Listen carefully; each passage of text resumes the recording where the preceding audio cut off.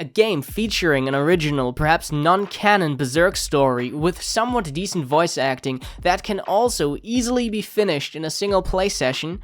You must be kidding me! But hold your horses right there. A game just like that does exist. Sword of the Berserk Guts Rage. Strange titling for my taste, but to each their own. I've managed to play through this game quite recently and decided to do a video on it, similar to my last one about the Berserk PS2 game.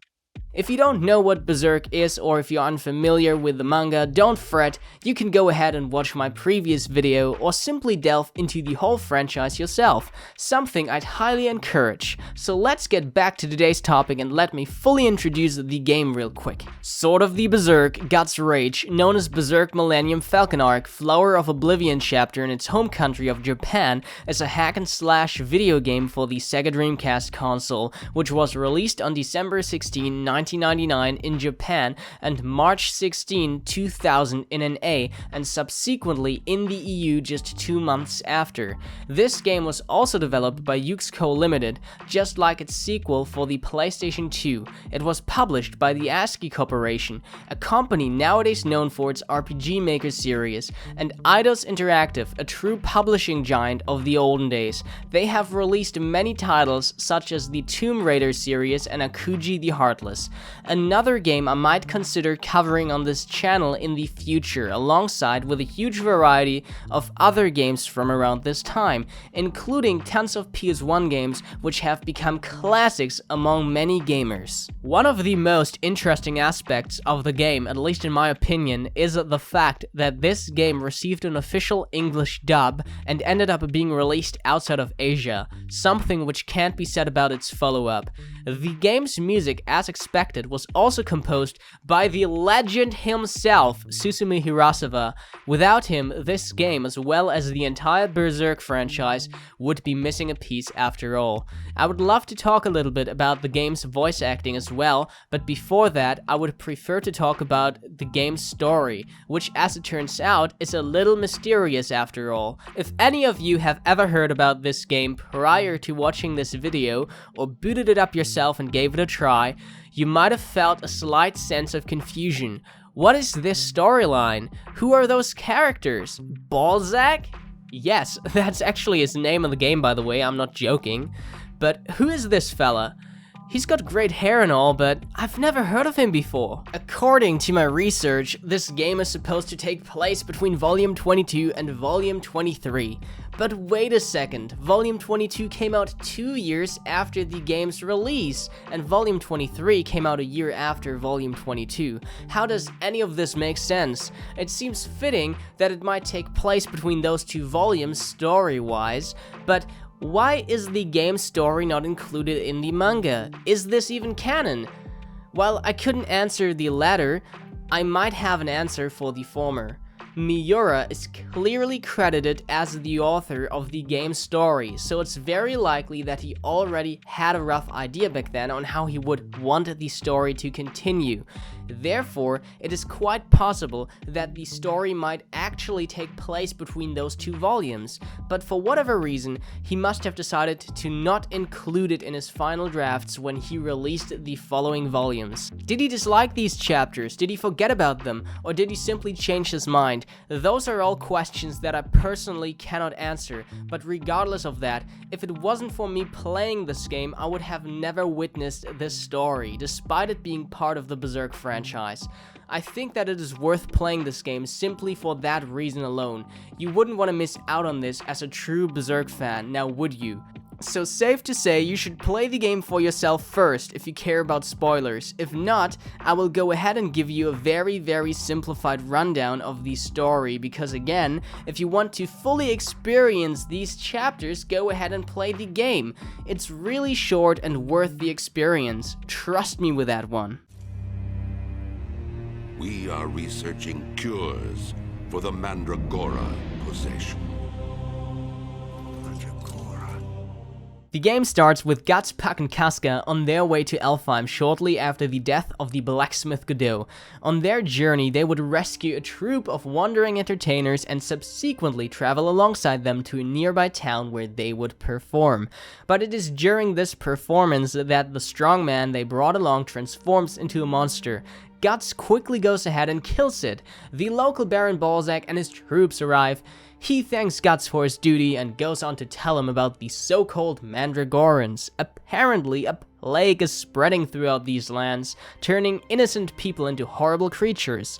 Balzac manages to convince Guts and his consorts to follow him to his castle, where he would reveal his intentions and continue to explain more background information about the Mandragorans. He believes that by acquiring the heart of a tree, he would unlock infinite healing capabilities, allowing him to heal everyone infected and even heal ailments beyond that, such as Casca's condition, for example. This is the main talking point that would eventually convince Guts to take on this task.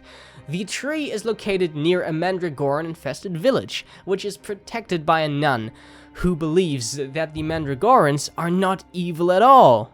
During this conversation, the castle is under attack by rebels, who manage to take Casca captive. Rita, the girl from the troupe, is among those rebels. Guts manages to find the rebels' hideout eventually and convinces a couple of the rebels to follow him to the village in question. Here, the rebels would comically die by pulling a Mandragoran plant out of the soil, which apparently kills people almost instantly.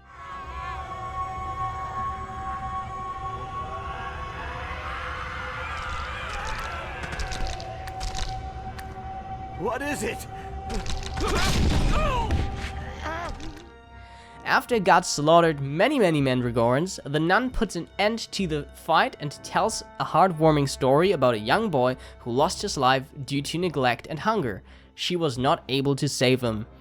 Guts expresses his opinions about humanity and the world freely and simply doesn't care about her point of view all that much. I'm a human. I don't mind spilling blood to get what I want.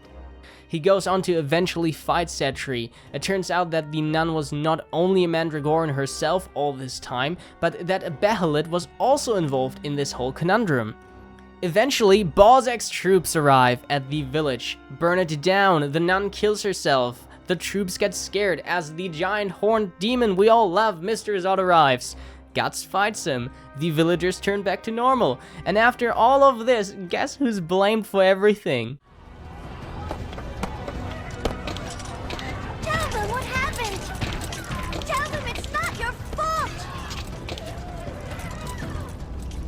Guts. Guts, of course. Who else? And he doesn't even waste a single second trying to defend himself. He simply walks away. Now, after Balzac's betrayal and finding out what he was actually planning all this time, which was to utilize the power of the Mandragorans to create his own army of monsters, Guts fights his way back and manages to get into Balzac's throne room. Here, Balzac would give an emotional speech about his life, his shortcomings, and everything.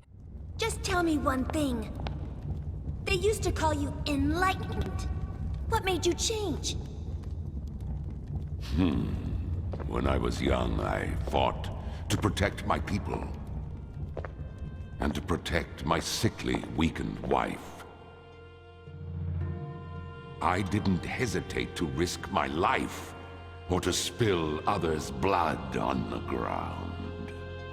I was young. I had people to protect, a land to rule, and someone to love. I feared nothing. I thought I could go on bearing every burden. But little by little, like snow piling up on top of me, I was engulfed in burden. Piled up? Oh, cruel time. Time? You're young. You don't understand the strain. Unending battles. A turbulent land. Impoverished subjects. A wife who will never recover. It all just got heavier. And heavier. sorrow without end. Expectation turned to frustration. Love turned to obligation. Everything I valued was blanketed by fatigue. The only thing holding me up through it all was my attachment to the blood I'd spilled. To spill the blood of men, that was the only thing that excited me. Blood smeared everywhere, bathing in its warmth. Spilling endless blood. That is all I wanted. But now, that joy seems to be at an end. Balzac and Guts appear to not be too different. Both of them have spilled and continue to spill blood to protect a woman they love. In both of their cases, Balzac's wife and Casca have lost their memories and their capabilities, both having become hulls of their former selves, desperately trying to restore their memories and well-being, while being driven by hope, dreams, and a will to survive. Despite Balzac being aware that his plans are futile, he decides to turn himself into a Mandragoran anyway, to fight Guts and die in combat. After this ordeal, Guts would have to run away. The roots of a giant Mandragoran plant are spreading and growing seemingly uncontrollably fast throughout the castle. This part of the game was honestly, at least in my opinion, the most annoying, since the game's controls did not like me very much and we had quite the troublesome relationship to say the least. Anyway, the game ends after Guts manages to defeat the giant Mandragoran, who trapped Casca inside of itself. Shortly after, she returns to normal. She remembers who she is, and she remembers Guts? Gatsu? Casca. You know who I am. Gatsu. My dear. But this state wouldn't last long, as she would quickly fall back into her former state of severe amnesia and confusion, because, of course she would. At the end, you'll also get this little cutscene in which the Skull Knight enters Balzac's throne room and swallows the Bahamut that Balzac had left behind.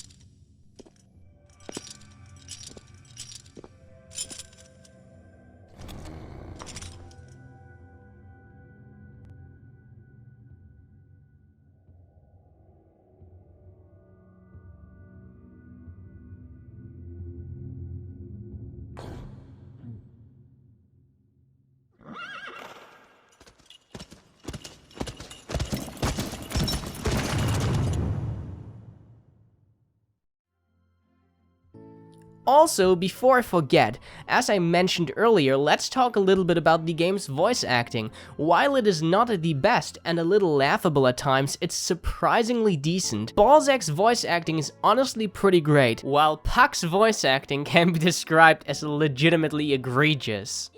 I'm not a bug, I'm an elf. An elf, damn it! Haven't you ever seen an elf? I'm the adorable Puck. And Guts sounds a little bit too much like Batman. Hey, Casca. Where are you going? Just quietly hand it over. Don't try anything, sister. But overall, I'd say the voice acting wasn't too bad. Okay, but now let's move on and talk a little bit about the gameplay. The gameplay can be described as your typical hack and slash game of the era. The game feels somewhat similar to its sequel, but not really. You'll have to fight your way through small levels and areas, and sometimes you will have to search for the exit or beat a boss in order to advance to the next stage. The bosses are generally pretty easy to beat, something that surprised me at first, but if you're planning on playing the game on any difficulty harder than easy, be aware that the boss fight against Zod will make you pull your hair out while desperately trying to figure out how to bring this beast down. Trust me, beating Zod was far from an easy feat. Alongside all the fighting and button smashing you will have to endure, there are also a few QuickTime events that I should probably mention here. Basically, you will have to press the correct button in time. Failing to do so either results in your death or in you being forced to take an alternative, often longer route to make it to the next stage, so no biggie. Additionally to all of the previously mentioned gameplay elements, there's a sequence in the game in which you will have to escape from the Mandragora's growing roots that are shooting left and right out of the castle's walls. But I have already mentioned this earlier, and talking more about it would honestly just make me upset, so let's forget about it. I'm serious, don't even remind me of these horrors. Alrighty, now we've reached the part of the video at which I get to complain a little if I haven't done so enough already. One of the worst aspects of the game definitely was the lack of any camera controls. This made it very hard at times to maneuver around, and it did trigger me a little bit in combination with Guts' giant 300-pound sword constantly getting stuck at random walls and obstacles. Besides those issues, there really isn't too much else that infuriated me at all. This game was actually quite nice to play through. In fact, I honestly had lots of fun playing this game. I enjoyed this way more than I enjoyed the Berserk PS2 game by far. The gameplay felt simple but straight to the point. The game was filled with nice, well-made, somewhat decently dubbed cutscenes that featured an original story, a fragment of the Berserk universe I might have never encountered if it wasn't for playing this game, and the maps didn't feel as empty and oversized as before. And again, let me highlight the game's story here. I honestly believe that if you're a longtime Berserk fan and you haven't heard about this game or its story, you should go ahead and give it a try if you can, or at least read through the full story. After all, this game's story does not seem to exist in any other media format, at least I did not manage to find any. So go ahead and play it, read the manga if you can, and perhaps try to venture into some of Miura's other works, something I personally haven't even done yet. If you managed to make it to the end of this video, please don't forget to comment, like, and subscribe if you haven't done so, and also make sure to watch my other video about the Berserk PlayStation 2 game. Leave me some comments in regards to other video games or topics you want me to cover in the future, and feel free to add your own 2 cents to my research. Perhaps you'd like to add valuable information or simply want to correct me. If so, go ahead. I love learning and improving my knowledge. With all that said, make sure to enjoy your day. Over and out. Have a good one.